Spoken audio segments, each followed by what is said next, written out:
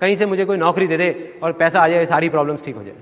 तो STD PCO की shop भी बंद हो गई। उसके बाद मैं कई जगह इंटरव्यूज़ के लिए गया, हर जगह फेल होता चला गया, कुछ समझ नहीं आ रहा था क्या होगा।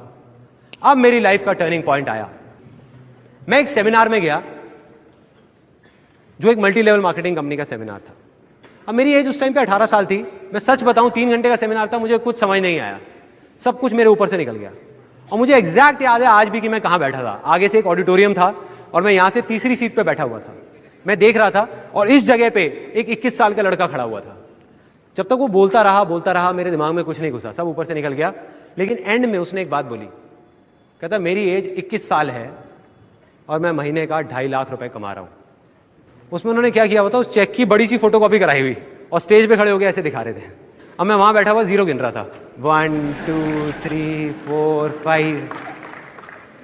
मेरे दिमाग में आ रहा था, मैंने कहा ये तो सच में कमा रहा है 2.5 लाख रुपए महीने का। मेरे तोते उड़ गए, दिमाग फट गया मेरा। मैंने ये देखा था जिंदगी में कि भैया 10-15 हज़ार रुपए के लेवल पे पहुंचने में भी सालों लग जाते हैं, और यहां दूसरी तरफ एक लड़का है मेरे जैसा ही जो कह रहा है कि मैं 2.5 लाख रुपए महीने का कमा रहा हूं। और वो 1 सेकंड लगता है, 1 सेकंड, वो सेकंड था मेरी जिंदगी का। अंदर से चीख निकली। मैंने कहा कि अगर ये लड़का कर सकता है जो देखने में बिल्कुल मेरे जैसा है, अरे तो मैं क्यों नहीं कर सकता? मैं क्या कोई दूसरे प्लेनेट से आया हूं? मैं क्यों नहीं कर सकता? अगर इसके लिए आसान है तो मेरे लिए भी आसान है। मैं भी कर सकता हूं, कर सकता हूं। और जैसे ये 2 वर्ड्स आए मेरी लाइफ में, जैसे ही अंदर तक मैंने मान लिया कि सब कुछ आसान है, तो मेरे अंदर चेंजेस आने शुरू हो गए।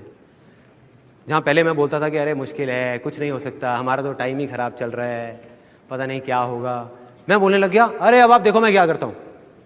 अरे 2-2 लाख के चेक तो ऐसे ले आऊंगा, कंपनियां खड़ी कर दूंगा, अभी आप देखते जाओ, अभी आपको पता नहीं है क्या होने वाला है। और सब बोलने लग गए थे कि संदीप तो पागल हो गया है। अब ये एक बहुत मजेदार पॉइंट है, जब भी आपको लोग बोलने लग जाएं कि आप पागल हो गए हो, तो आप समझ जाओगे आप सही ट्रैक पे हो।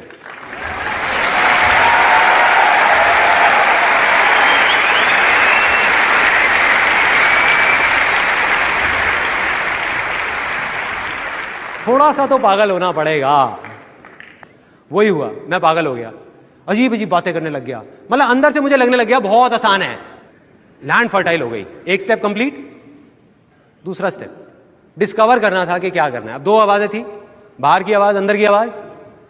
मैं उस आदमी को जिसको मैंने स्टेज पे देखा था, उसको देख करके मैं सोच रहा था कि मुझे ऐसा बनना है।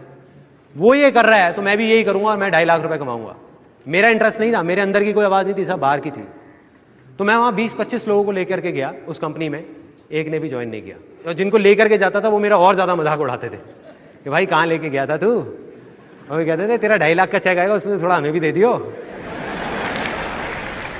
तो मतलब मैं फेल हो गया बुरे तरीके से। 2 वजह थी उस फेलियर की, एक ये कि वो मेरे अंदर की आवाज नहीं थी, दूसरी ये कि मैं शेयरिंग नहीं समझ पाया था। मैं वहां लोगों को उनके फायदे के लिए नहीं लेके जा रहा था, अपने फायदे के लिए लेके जा रहा था। मन में क्या था, एक 18 साल के लड़के के, मुझे अपनी फैमिली की प्रॉब्लम सॉल्व करनी है। भाड़ में गए ये लोग, तो मैं लोगों को बेवकूफ नहीं बना पाया। तो अब ये जो मैं फेल हुआ, वो मेरी अच्छी किस्मत थी या बुरी किस्मत? बुरी है, अच्छी कैसे हुई? उस टाइम के हिसाब से तो बुरी किस्मत है ना। लेकिन यही बेवकूफी है, क्योंकि बुरा तो कुछ है ही नहीं इस दुनिया में, क्योंकि जो होता है अच्छे के लिए होता है। Success comes from experience and experience comes from bad experiences. मतलब के सक्सेस है अगर वो आपके पास आ सकती है तो सिर्फ एक्सपीरियंस से, और एक्सपीरियंस अगर आ सकता है आपके पास, वो आ सकता है खराब एक्सपीरियंसेस से, अच्छे एक्सपीरियंसेस से नहीं। राइट। और वो चीज मुझे समझ आ गई जब उस कंपनी में गया। उसका फायदा ये हुआ, फाइनेंशियली मैं फेल हो गया, लेकिन फायदा ये हुआ बहुत अच्छी अच्छी बातें सुनने को मिली। ये सारी बातें समझ आने लग गई जो मुझे नहीं समझ आती थी, कुछ अलग थी वो बातें, तो वो दिमाग में घुस गई कि हाँ इसका मतलब फेलियर का भी फायदा है। तो